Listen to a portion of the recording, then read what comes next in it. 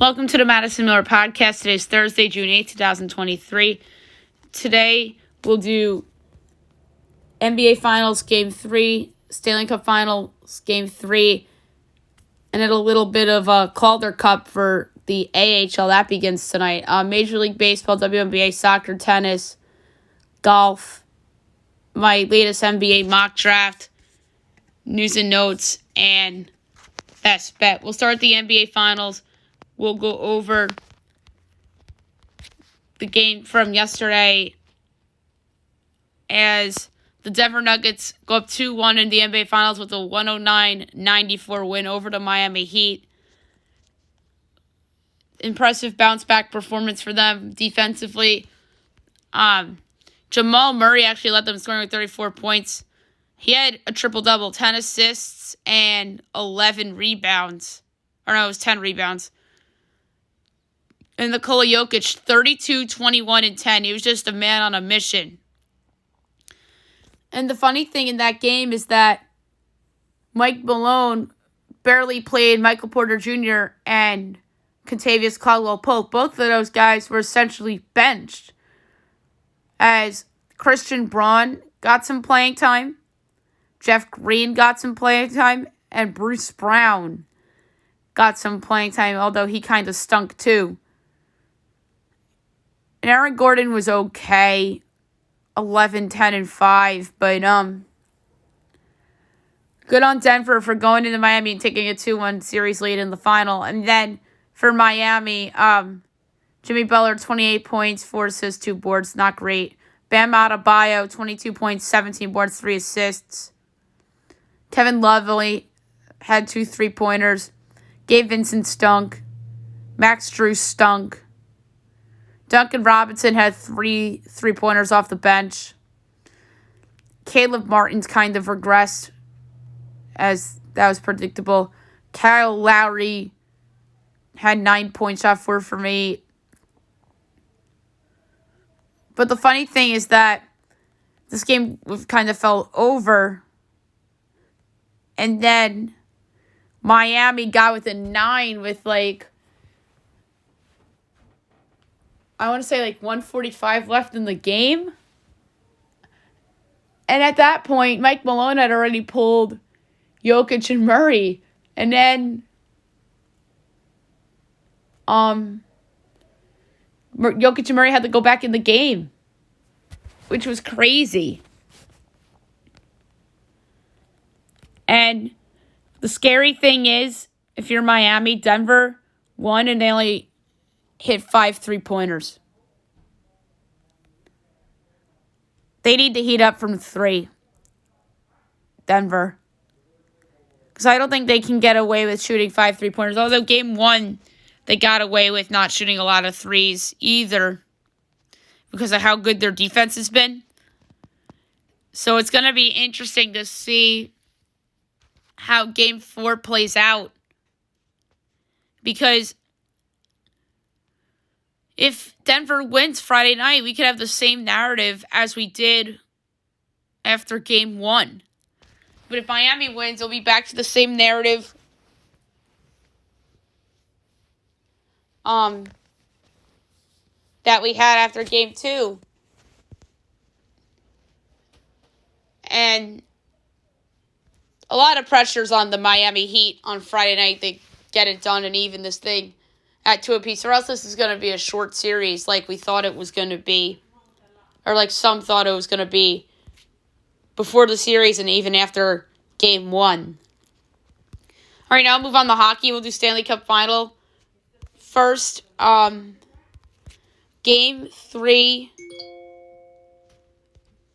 between the Golden Knights and the Panthers from Sunrise, 8 o'clock, TNT, Kenny Albert, Eddie Olczyk. I want to say it's Darren Pang and Patrick Sharp. Obviously, Keith Jones no longer there because he's with the Flyers now.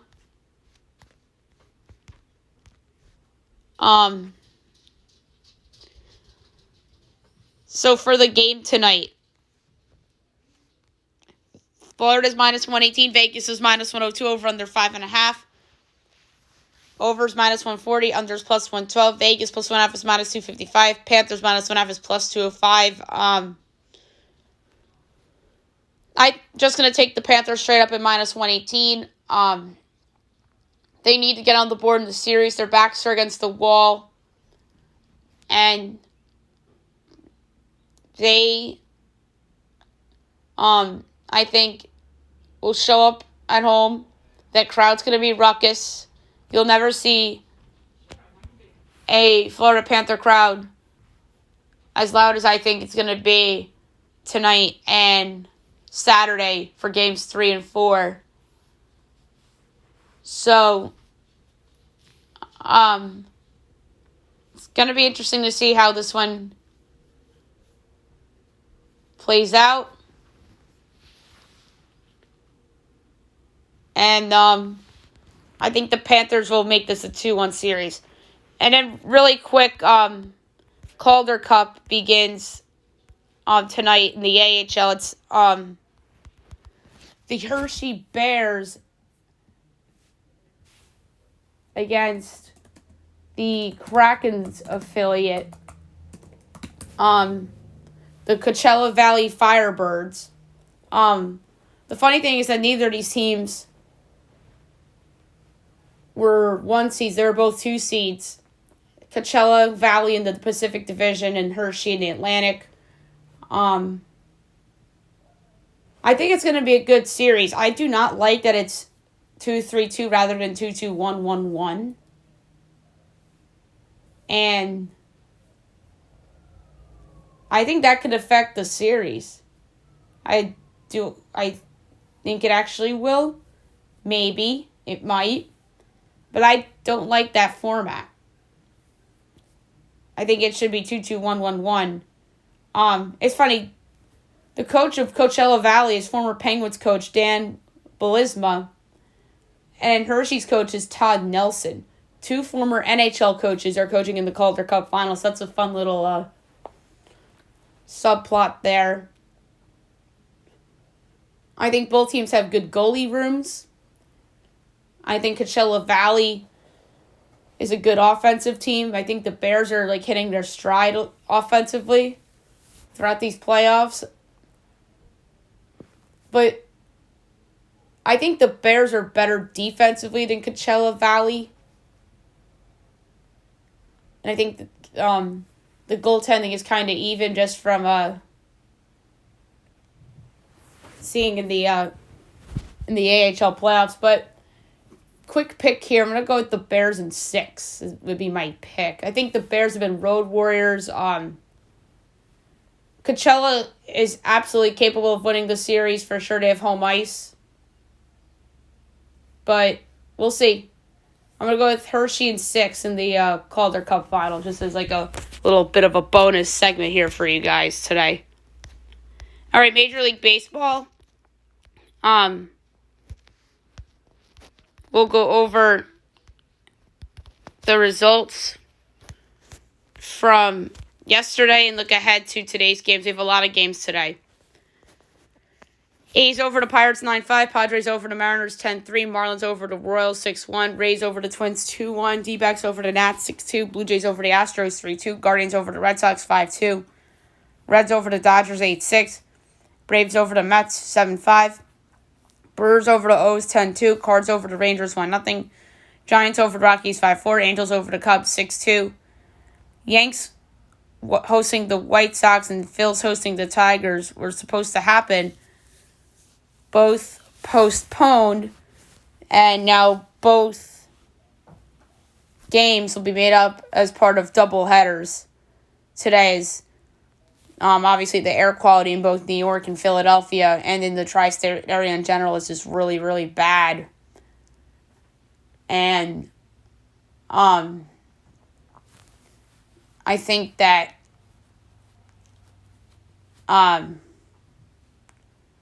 it could be pretty bad for potentially a few days here, but we'll see. I'm no weather expert. I'm just saying what I'm hearing through various sources, but hopefully this too shall pass. Just like a lot of other things that have happened. 12:30 today, Dodgers Reds. Clayton Kershaw and Graham Ashcraft. And oh, by the way, it looks like that the Phils it's just one game. It's not a doubleheader, which I'm surprised about. The Dodgers minus 225. The Reds are plus 188. Over under 10. Overs minus 105. Unders minus 115. Dodgers minus 1/2 is minus 142. Reds plus 1/2 is plus 116. I think that's a high total, especially Clayton Kershaw on the mound. Give you the under. 1 o'clock, D-backs Nats. Merrill Kelly and Josiah Gray. D-backs minus 156. Nats plus 132. Over under 8.5. Overs minus 115. Unders minus 105. D-backs minus 1/2 is plus 102. Nats plus 1/2 is minus 122. I'm going to go with the full game under. Twins Rays. Bailey Ober, and we don't know who's going for Tampa. Line's not posted yet. But I'll consider Twins straight up if they're a dog. 2 o'clock, O's Brewers. Kyle Bradish and Colin Rea. O's minus 110. Brewers minus 106. Over under 8.5. Overs minus 120. Unders minus 102. O's minus 1/2 is plus 146. Brewers plus 1/2 is minus 178. Tough one. Both these guys have similar numbers. I'm going to go with the Orioles on the road simply because they're a better team right now. 3 o'clock, Giants Rockies. Alex Cobb, Chase Anderson. Giants minus 180. Rockies plus 152. Over under 11.5. Overs minus 115. Unders minus 105. Giants minus 1/2 is minus 120. Rockies plus 1/2 is even money. Full game under. That's a no-brainer. 11.5 and both guys here raise are under 3. 4 o'clock, White Sox Yankees doubleheader game number 1. Lance Lynn, Luis Severino. Yanks minus 178. White Sox plus 150. Over under 8. Minus 110 each way. Chicago plus 1/2 is minus 40. Yankees minus 1/2 is plus 116. I'm going full game over for that one. 6 o'clock, Tigers Phillies makeup game. I swear that. Oh, wait a minute. That makes sense because they played Monday. Okay. But yeah, Tigers Phillies makeup game. Tyler Holton and Zach Wheeler.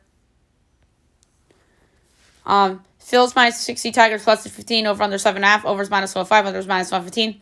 Tigers plus 1/2 and Phillies minus 1/2 is minus 110 each way. For this one, I'm going to go with the full game under. But I don't feel good about it. Astros Blue Jays at 7. Framber Valdez, Jose Barrios. Astros minus 116. Blue Jays minus 102. Over under 8. Overs minus 120. Unders minus 102. Astros minus 1/2 is plus 136. Toronto plus 1/2 is minus 162. Jose Barrios has been a lot better for the Toronto Blue Jays lately. I'm going to actually go against him here, though, with Framber Valdez and the Astros at minus 116.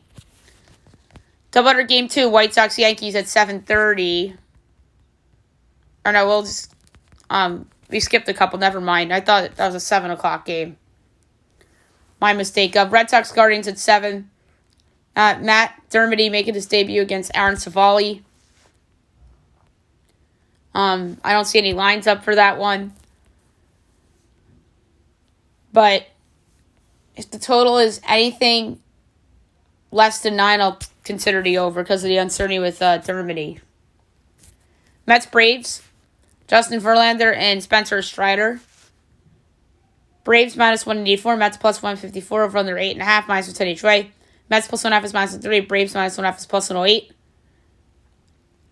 For this one, I'm going to go with under 3.5 Met runs, minus 115. Spencer Strider's been terrific.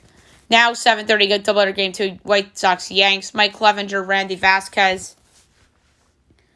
Yanks minus 142. White Sox plus 120. Over under 9. Overs minus 105. Unders minus 115. Chicago plus 1/2 is minus 170. Yankees minus 1/2 is plus 140. Tough one here, but for the second game, I'm going to go with the full game under. And last but not least, Cubs Angels. Drew Smyly and Reed Detmers. Angels minus 136. Cubs plus 116. Over under 9. Overs minus 115. Unders minus 105. Cubs plus 1.5 is minus 172. Angels minus 1.5 is plus 142. For this one, I'm going to go with the Angels under 4.5 runs at minus 106. Drew Smyly has not been terrible this season. Okay, now we'll move on to the WNBA. We will recap the results from yesterday and look ahead to the games being played today. Wings over to Mercury, 84-79, the Commissioner's Cup game. Dallas is 4-3, Phoenix is 1-4. Lynx Liberty got postponed due to the air quality being poor in New York. And then today, 7 o'clock Prime Video, one game, Aces Sun. The Aces are 7-0, the Sun are 6-2. It's a great game. The odds aren't up for this one, which is odd. But I think that if the Sun are favored, if the Aces are favored by more than maybe 4, I'll take the Sun against the spread. For sure. All right, now move on to soccer. We'll go over the results of note from yesterday and look ahead to everything going on today. All right, Europa Conference League. West Ham defeat Fiorentina 2-1 in the final. So West Ham wins the Europa Conference League. MLS. Dallas over St. Louis 2-0, and Atlanta and LAFC 0-0 draw. U.S. Open Cup quarterfinals. Miami over Birmingham 1-0, and Salt Lake over the Galaxy 3-2. So the Galaxy are out of that tournament. And then the NWSL Cup, Gotham and Orlando got postponed because of the poor air quality in the tri-state area as well. So soccer today,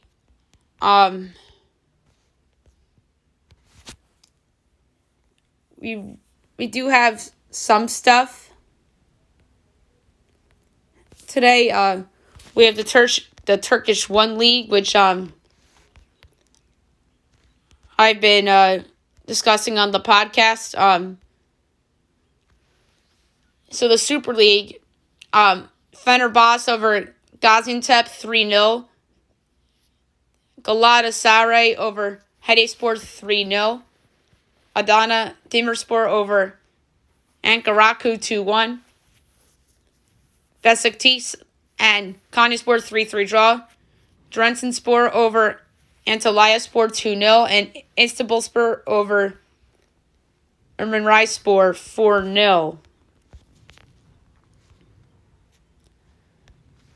And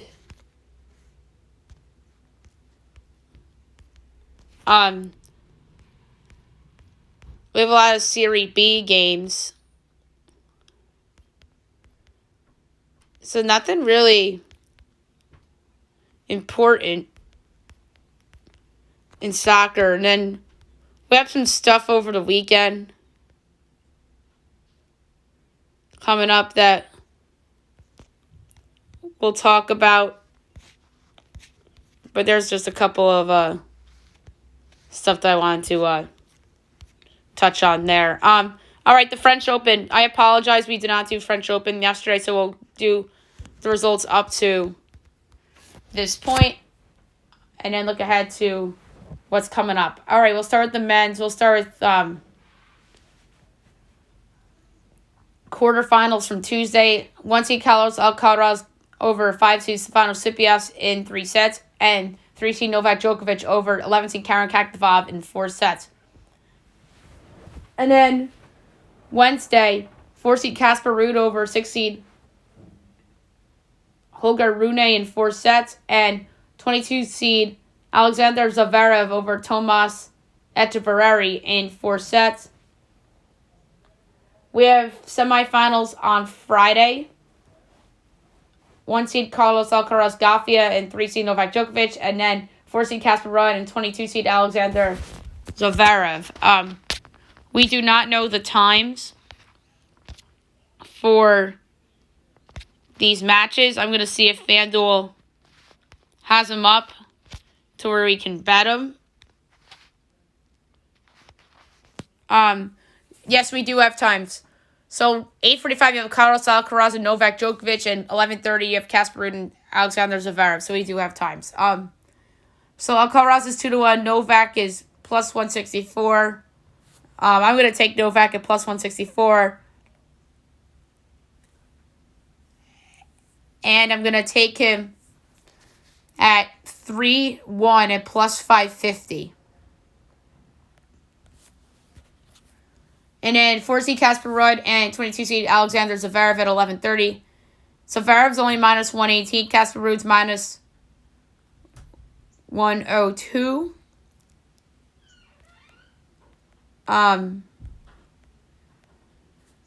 So I'm going to go with Zverev here at minus 118. It's telling you there's a reason why he's favored. And I'm going to say Zverev 3-2 at plus 440 as well.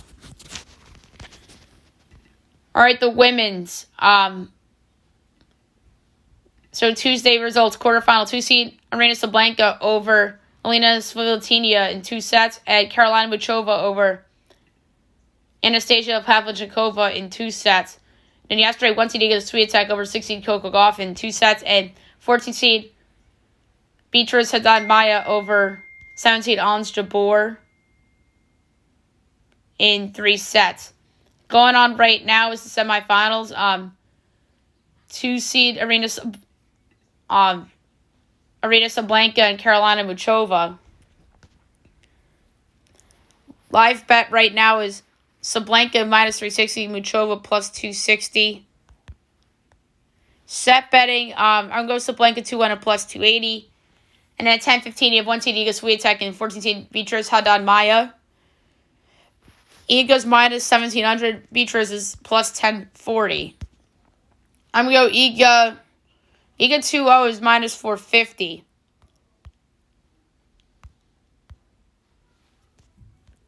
But the spread,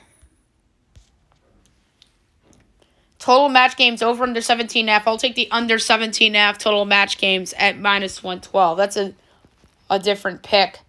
And then we'll have picks for the finals on tomorrow's podcast. The women's final is Saturday at 9, and the men's final is Sunday at 9. All right, now we'll look over the early leaderboard for the Canadian Open. Your leader right now with 3 under is Bryce Garnett, tied for second with 2 under. Matt Fitzpatrick, Corey Connors, Lucas Glover, Doc Redman. Tied for 6 with 1 under. Henrik Norlander, Eric Cole, Ryan Moore, Justin Rose, Tyrell Hatton, Martine Laird, Nate Taylor, Ludwig Aberg, Tommy Fleetwood, Grayson Murray, Bill Haas, Mark Hubbard, Matt Trainer, Roger Sloan, Chasen Hadley. Tied for 21st at even. Cam Percy, Harry Higgs, Ricky Barnes, Rory McIlroy, Brandon Wu, Grayson Higo, Peter Malnati, Grayson Sieg, Vincent Whaley, Chris Trout, Scott Piercy, Ben Crane, Sagal No, Cody Gribble, Russell Knox, Dylan Lingworth, Brian Matthews, Matthias Schmid. Tied for 39th and 1 over. Now we'll do notables: Patton Kazir, Adam Long, Jonathan Bird, Ben Martin, Aaron Weiss, Chaz Reed, Cheng Sun Pon, Lucas Hodges. Tied for 49th with 2 over. Justin Lauer, Evan Van Rooyen, Andrew Landry, Jason Duffner, Max McGreevy, Nate Wadney. Tied for 58th with 3 over. Hank Lebioda and Aaron Wright. Tied for 60th with 4 over. Lucas Griffin, Camilo Vegas, and Kyle Stanley. All right, now we'll move on to my second NBA mock draft of the year. So, without further ado, here we go. Number 1, the San Antonio Spurs. Victor Wembanyama, center, France. This is a slam dunk for the Spurs as they look out yet again with the franchise-altering big man in Wembanyama. Wemby is the best prospect to enter the league since LeBron, and he is super intimidating on the court and his ability to shoot from anywhere and at the rim blocking shots. Number 2, the Charlotte Hornets. Brandon Miller, small forward, Alabama. The pick should be Scoot Henderson here, but because of the presence of LaMelo Ball, they may go with Miller, like some of the reports are suggesting. Despite off-court troubles, Miller has the upside to be an elite scorer on a good team. Number 3, the Portland Trailblazers. Scoot Henderson, point guard, G League Ignite.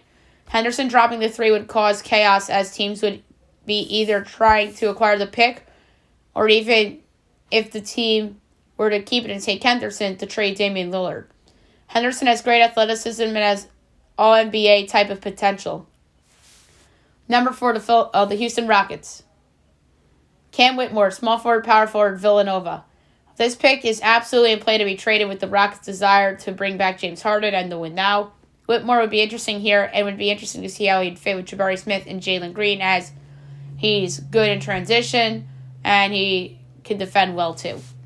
Number 5, the Detroit Pistons. Amen Thompson, guard, small forward, overtime elite. The Pistons were the big loser of the draft lottery, dropping to 5th spot.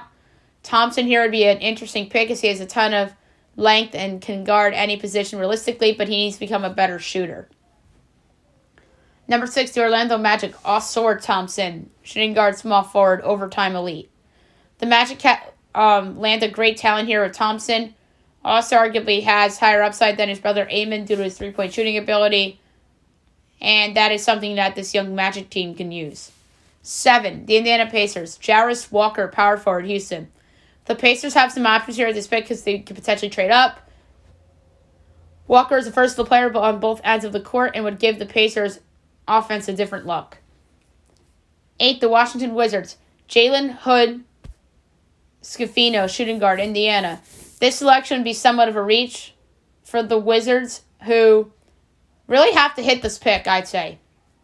Hood Scafino is a wild card in the draft that could go anywhere from the lottery to the end of the round, as he's very skilled, but needs improvement with his shooting. 9, the Utah Jazz. Anthony Black, point guard, Arkansas. This would be a nice pick for the Jazz considering the need for a long-term point guard.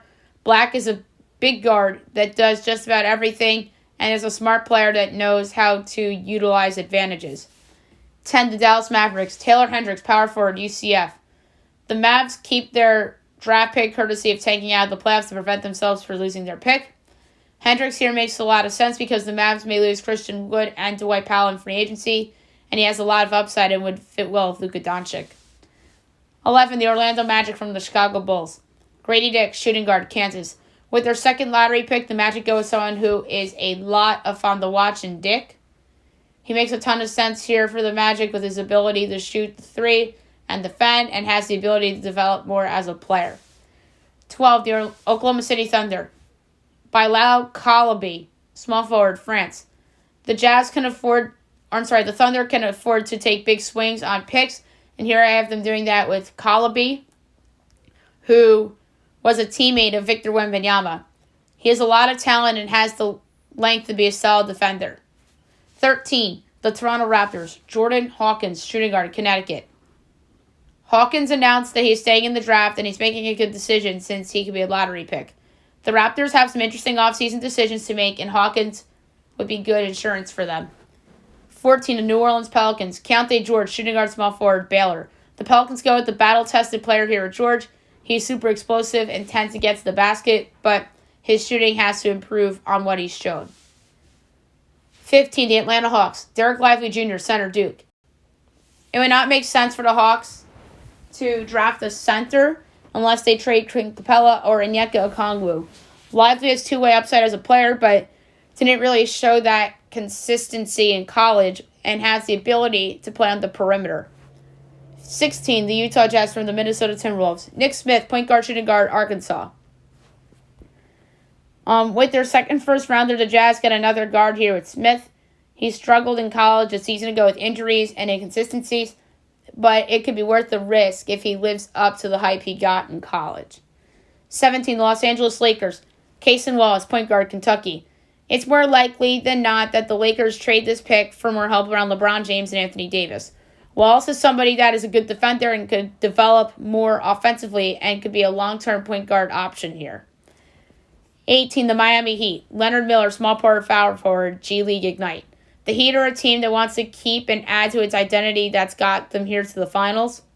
Miller is someone whose stock has flown the last several weeks as he's shown the ability to shoot the three well and has a chance to develop defensively too.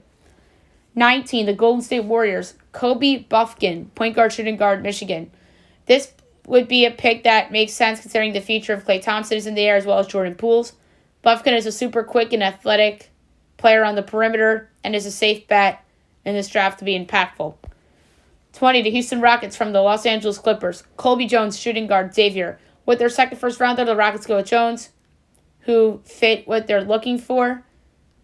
Jones is a solid all-around player and is a competitor that can help teams win. 21, the Brooklyn Nets from the Phoenix Suns. Dariq Whitehead, small forward, Duke. The Nets are trying to accumulate the most assets possible to trade for a star to go with Mikal Bridges. Whitehead would have been a lottery pick had he not fractured his foot in his freshman year, and he'd fit nicely as a secondary scoring option off the bench.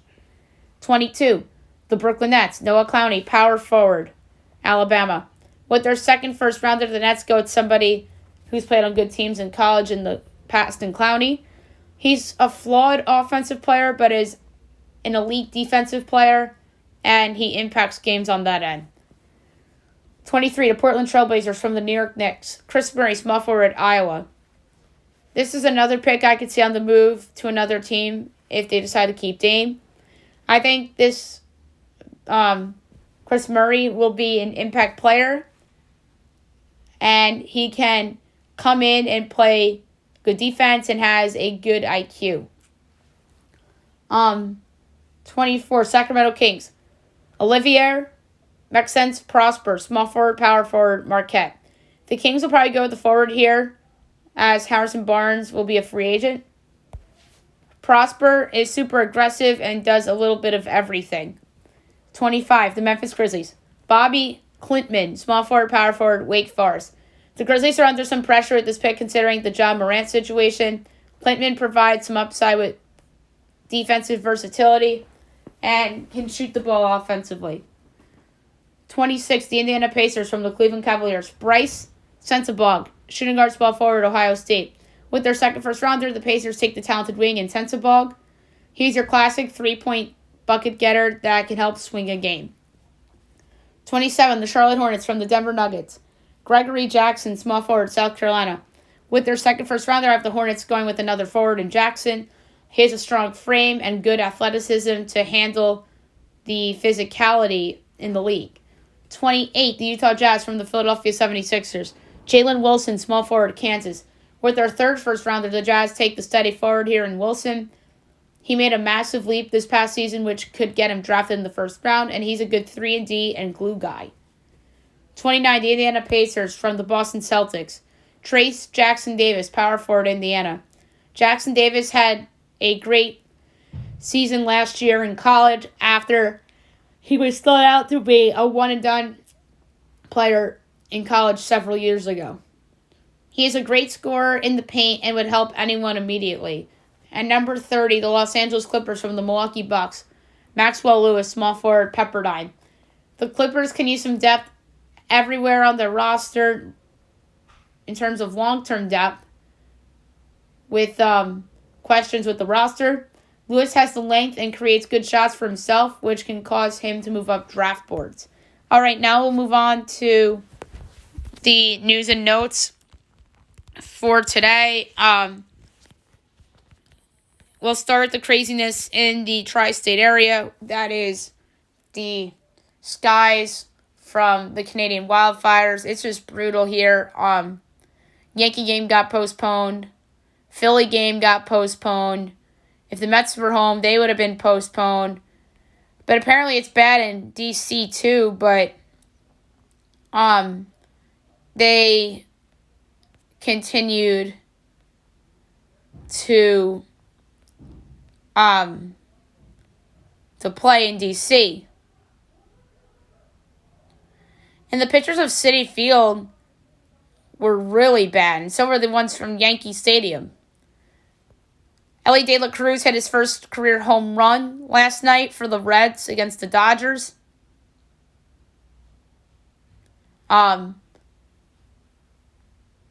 Maybe that's a potential portfolio bet right there. Rookie of the Year for Elly De La Cruz.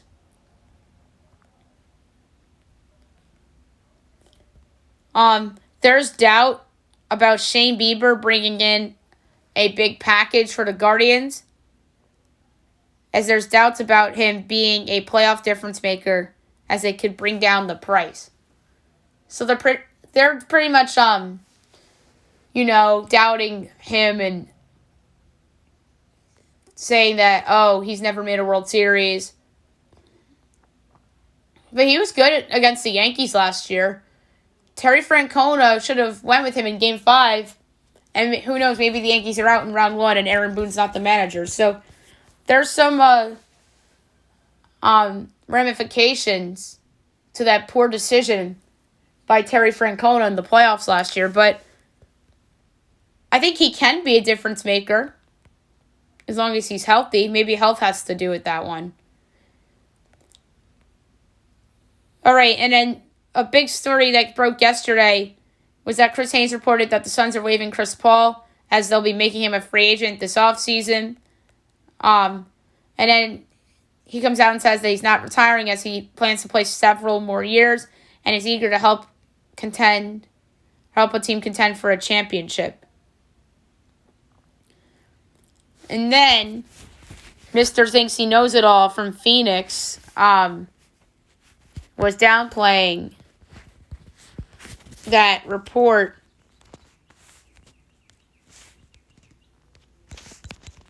by Chris Haynes.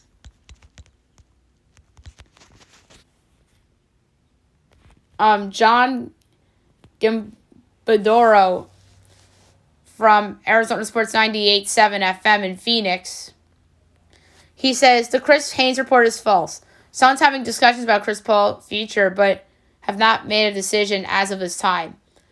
This guy is a thinks he knows it all guy. He's not Woj. He's not Shams. And I'm not suggesting Chris Haynes is right by any stretch of the imagination. But if that was Woj or Shams, that report would have been true. But this John Gambadoro is a hack, and he's somebody that thinks he's right all the time. I get it, he's in Arizona, but just because you cover that team doesn't mean you're always right. But yeah, I just wanted to talk about that and how he thinks he's the crap, and this reporter, and he just shoots down Chris Haynes immediately. I mean, not that I think Chris Haynes is right, because I don't think Chris Haynes is as good as Woj and Shams. But I just wanted to rat out this reporter that thinks he's the crap. Many rival executives expect the Wizards to undergo a full rebuild within the next year. Oh boy, that's maybe an early pick for worst team in the league for 23-24. If they trade Beal, they trade some other pieces, they let Porzingis walk, let Kuzma walk. But yeah, if I had an early guess for the worst record in the league next year, it's probably the Wizards. Although they could be like the Pacers and not be as bad as we think. But the difference is that the Pacers have a franchise player in Tyrese Halliburton. So we'll see what happens with the Wiz. Damian Lillard teases the Heat and the Nets as teams he would hypothetically wouldn't mind being traded to. Woj reports that the Suns are to explore a DeAndre Ayton trade this summer amid CP3 buzz. So that I buy. Nikola Jokic had a priceless quote at team dinner when asked about dinner at Jeff Green's house.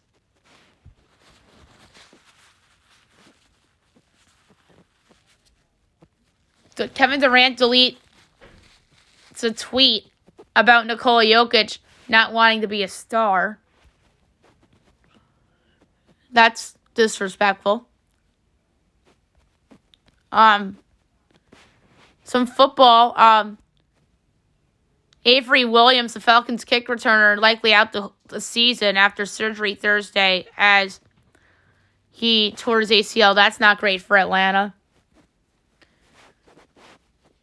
J.C. Horn out of OTAs and minicamp as he injured his left ankle and foot working out on his own. Expected to be ready for training camp. Not great. Danielle Hunter drawing pretty serious trade interest amid contract negotiations, so we'll see what Danielle Hunter could bring the Vikings back on the market. I think that they could do well in a Danielle Hunter trade. DeAndre Hopkins is visiting the Titans for a free agent visit. That's not the worst idea. They have a need at that position. Why not?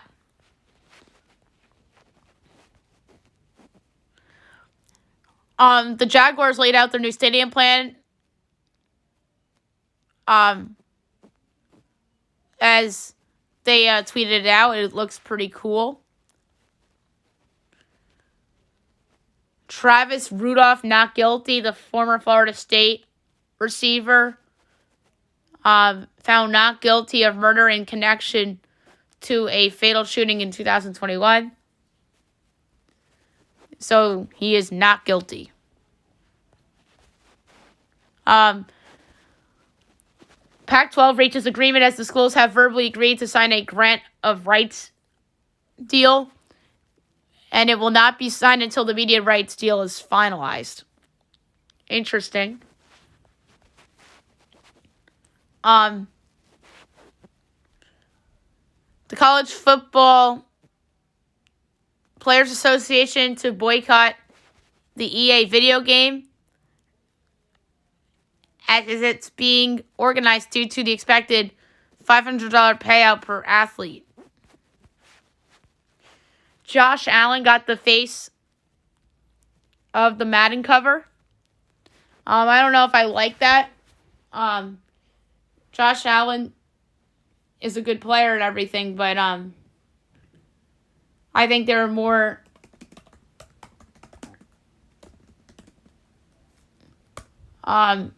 deserving candidates such as Joe Burrow, who I think it should have been. I think that Justin Jefferson could have been it. There's a lot of guys I think could have been it, but I don't think it should have been Josh Allen. I think it should have been Joe Burrow. At least Joe Burrow's made a Super Bowl.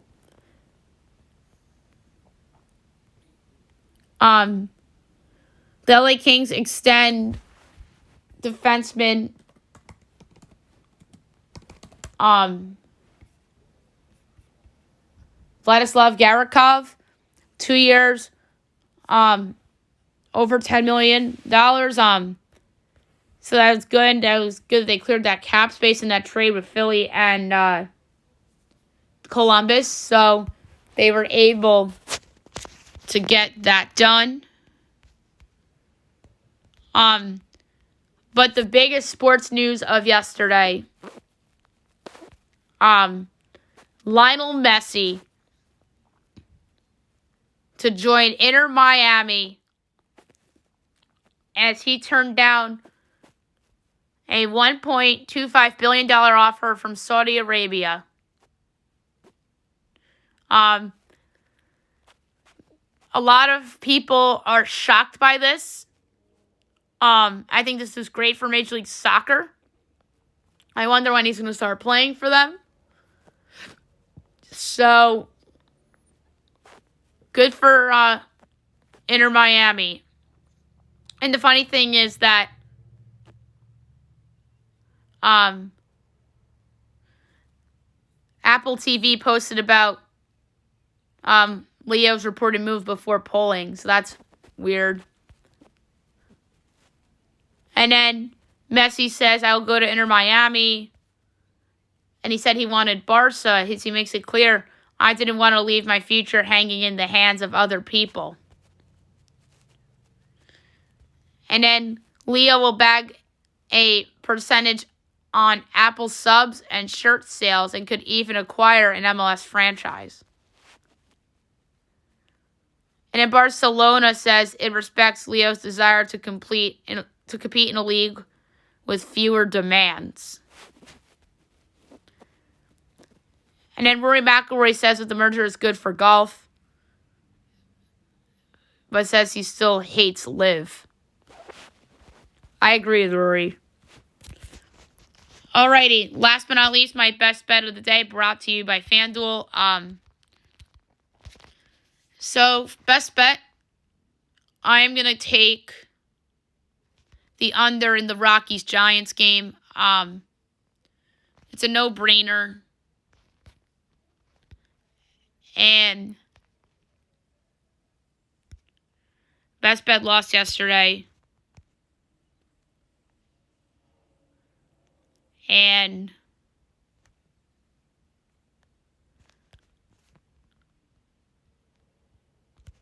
I'm going to lay a quarter unit on it.